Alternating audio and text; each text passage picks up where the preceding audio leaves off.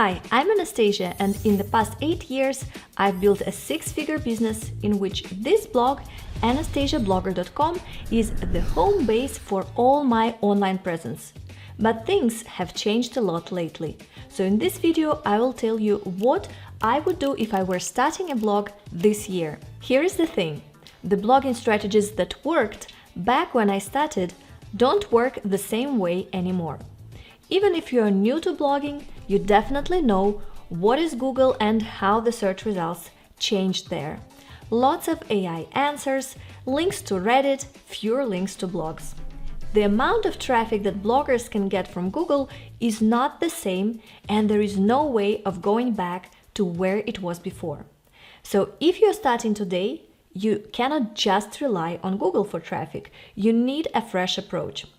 In this video, I'm breaking down exactly how I would start a blog this year, step by step, so you can skip the mistakes and start seeing results faster. And trust me, I'm not holding anything back. If this is your first time here, hi, I'm just an ordinary person who tried blogging as a way out of the corporate world that I didn't enjoy, and I saw little growth potential there. In my corporate jobs, I had some experience with SEO, copywriting, and online marketing, but I worked for others for almost 10 years of my life, and it was like running on a hamster wheel. I worked so much, still barely making ends meet. I didn't quit my job right away. I was working on the blog in the evenings and on weekends for a full year. And by the end of the first year, my blogging income replaced my day job. But let me tell you, blogging is not the same as it was in 2018. If I were starting from scratch today, here's exactly what I would do. Step 1. Decide on your first traffic source. This step might sound weird. I didn't say pick a niche of your blog first. No, I suggested first thinking about the traffic source, and then you can think about your niche based on that. As I mentioned, Google has been kind of useless lately, and it looks like getting traffic from it for beginner bloggers or even for some established bloggers is going to be harder and harder in the future. Personally, I found that Pinterest can be an excellent replacement for the lost Google traffic in so many niches. But not all. For example, if you have a blog with software reviews or maybe something very business-oriented content, Google and X as a social media might be better bet for you compared to Pinterest.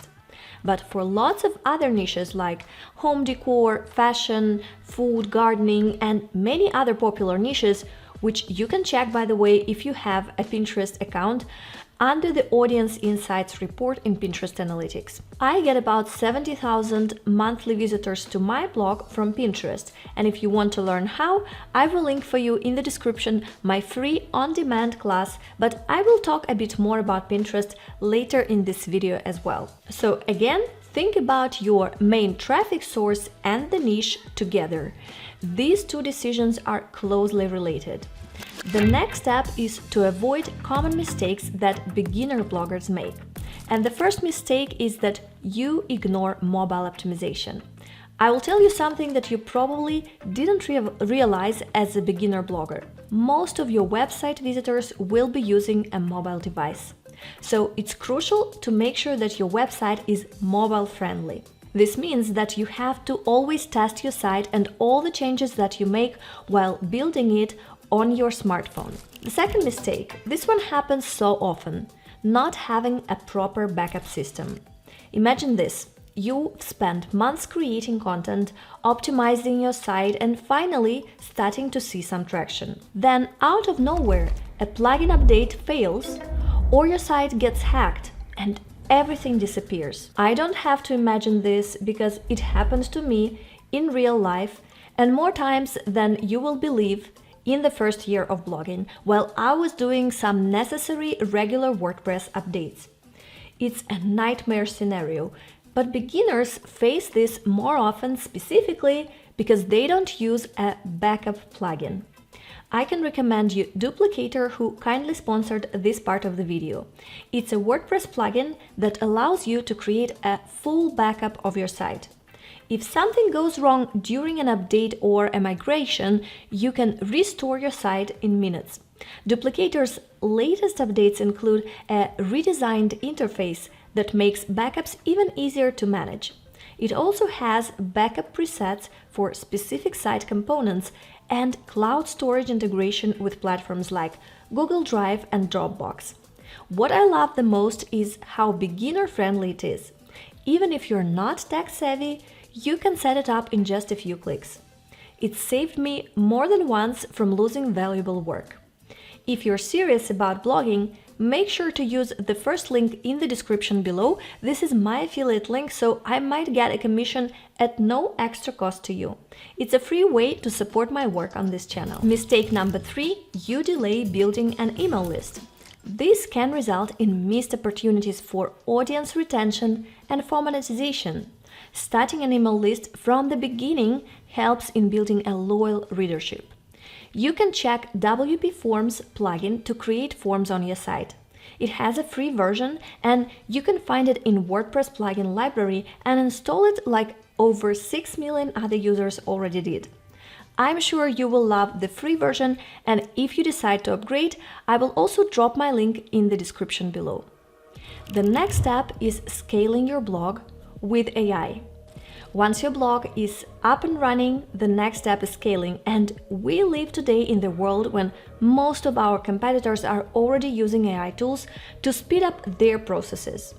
If you want to do everything 100% manually, using only your human brain, and you don't want to use any AI tools, it's up to you. Other bloggers will choose to use AI and will do a lot more work in less time. This is just a fact of life, and personally, I just accepted that we will all have to learn how to use AI tools to our advantage. What I do moving forward is use an AI tool to help me generate images for my Pinterest pins, generate text for pin titles and descriptions, and schedule Pinterest pins for a whole month in advance in one tool. I talked about it in this video in detail, so I'll link it for you up there and also in the description below, so you can check it once we're done with this video. I also use ChatGPT to help me create the text for my posts, in which the text is kind of not very important and the main content is actually just a list of images for users' inspiration. As an example, here is a post with a list of recipes grouped by a common topic. They're very popular on Pinterest and they generate a lot of traffic. I use ChatGPT to help me create these short text descriptions for each recipe. Now, the next step is to diversify monetization methods. Start with affiliate marketing and ad revenue. These are great ways to monetize your blog in the early stages. You can get accepted to premium ad networks as early as you get about 10,000 monthly sessions to your blog. I actually heard that Journey by Mediavine accepted some blogs way below 10,000 monthly sessions. And they pay much better than Google AdSense. I'll drop a link to Journey application page for you in the description below. And when your blog gets to 50,000 monthly sessions, you can apply for Mediavine's main ad management program, and RPMs there are usually even higher, anywhere between $15 and $40. That will largely depend on the country where most of your visitors come from. Like, the United States audience is the most valuable for advertisers, and if the majority of your audience is based in the United States, you will get higher RPM.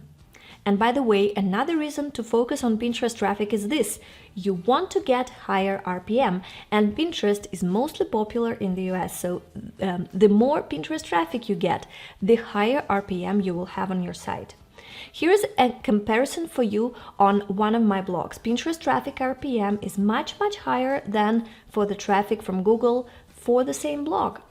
The niche of your blog and even individual topics make a difference in terms of RPM, but on average, you will always make 4 to 5 times more with Mediavine compared to Google AdSense. But as your traffic grows, look for ways to add more revenue streams.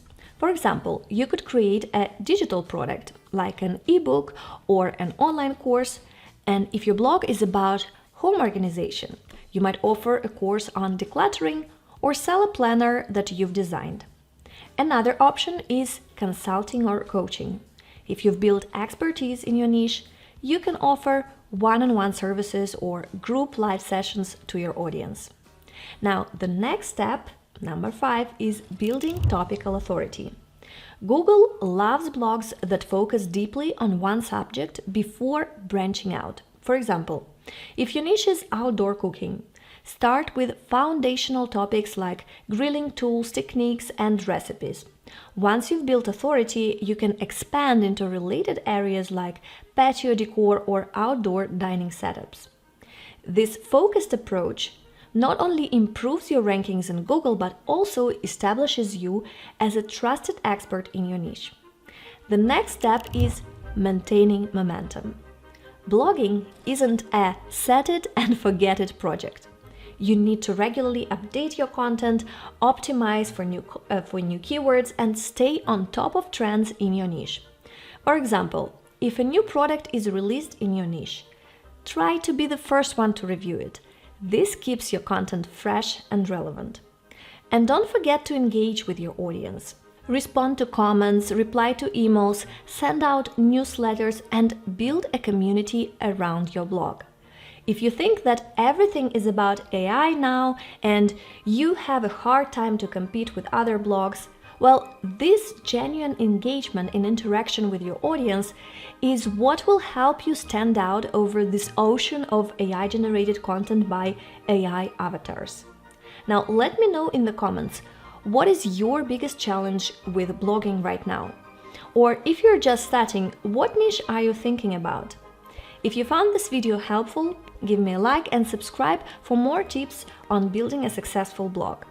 And if you consider affiliate marketing as one of your first monetization methods, watch the next video up there. It's about the top affiliate networks that I personally work with. Thanks for watching, so I'll see you in that next video.